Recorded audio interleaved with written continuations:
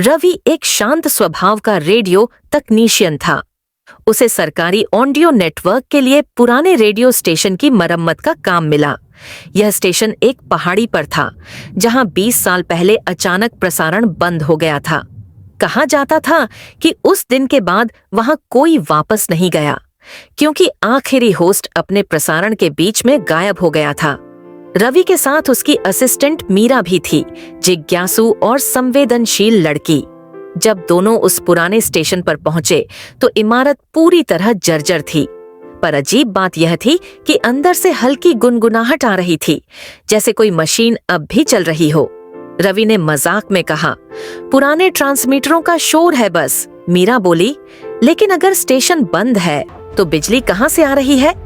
उन्होंने control room में जाकर पुरानी मशीनें चालू की।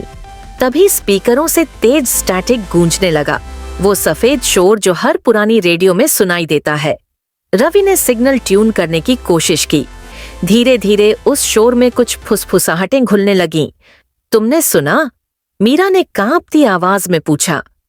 इसने तुम्हारा नाम लिया? रवि ने हंसकर कहा, सिग्नल की गड़बड़ी है, डर मत। लेकिन जल्द ही बात हंसी की नहीं रही। वो आवाज अब साफ बोलने लगी, और जो कह रही थी वो उसी क्षण सच हो रहा था। रवि अनजाने में आगे झुक गया। मीरा चाबी गिरा देती है। और मीरा ने सच में चाबी गिरा दी। अब दोनों के चेहरों पर सन्नाटा था। मीरा बुदबुदाई, ये आवाज हमारे कामों को पहले से बोल रही है। रवि ने बिजली काटने की कोशिश की, मगर स्पीकर बंद नहीं हुए। इसके बजाय आवाज और गहरी हो गई। उन्होंने स्टेशन के पीछे वाले कमरे की तलाशी ली। वहां पुरानी फाइलें और कुछ रिकॉर्ड पड़े थे। एक कोने में उन्हें एक पुराना पहचान पत्र, आईडी कार्ड मिला।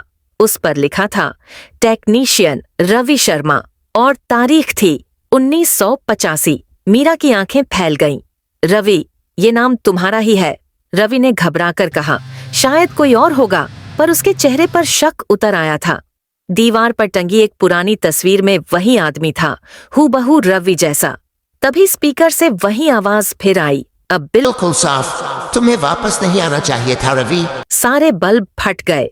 मशीनें जोर से गूंजने लगीं। मीरा चिल्लाई, बंद करो इसे। रवि ने मैन स्विच खींचा और सब कुछ अंधेरे में डूब गया।